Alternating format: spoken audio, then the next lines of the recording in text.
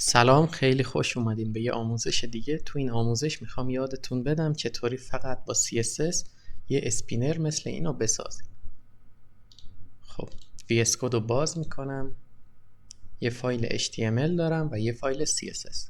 داخل فایل HTML علامت تعجب رو میزنم، تب رو میزنم، اسم تایتل رو میذارم اسپینر و اینجا میام و یه دیف میسازم با کلاس مثلا لودر. خب میرم داخل CSS.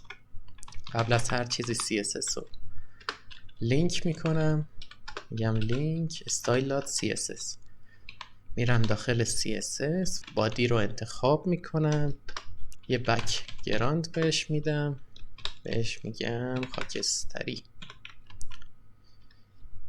اوکیه.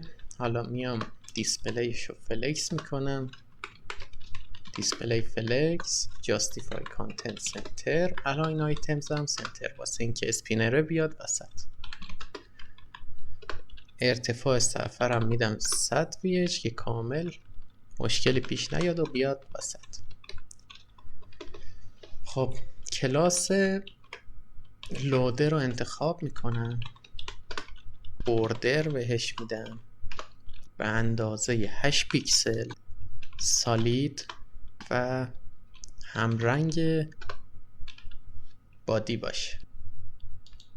خب تا الان اتفاقی نیفتاد. حالا میام یه بوردر تاپ میدم، بوردر تاپ، دوباره 8 پیکسل، سالید و این بار سفید رنگ. رفرش میکنم.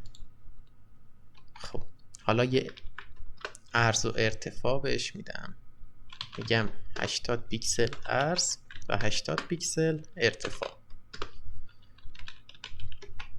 خب حالا یه ریدیوس بهش میدم 50%، چون میخوام به شکل دایره باشه. تا الان اوکیه. حالا میام یه باکس شادو بهش میدم 0.010 پیکسل و همون سفید. خیلی هم عالی. حالا میریم که انیمیشن رو بسازیم. کی فریمز به این شکل، اسمشو میذاریم اسپین، میگیم که توی 0% از زمان ترانسفورمش روتیت 0 درجه باشه. یعنی چی؟ یعنی توی لحظه 0% از زمان هیچ چرخشی نداشته باشه.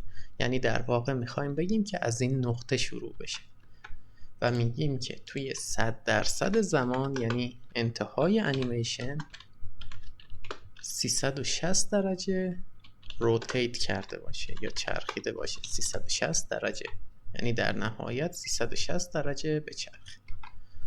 خب این اوکی شد. حالا میایم انیمیشن رو به کلاس لودر اضافه میکنیم، انیمیشن. اسم این انیمیشنه که اینجا گذاشتیم اسپین رو میذاریم، زمانش رو میذاریم، زمان انیمیشن 1.2 ثانیه به صورت لینیر و اینفینیت باشه، یعنی دائما بچرخه. خب اینو میکنیم ایز این که بهتر بشه. ایز این.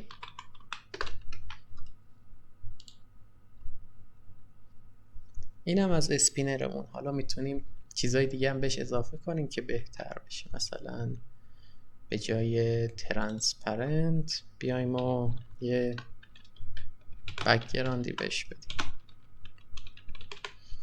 به این صورت که مثلا تا اینجا.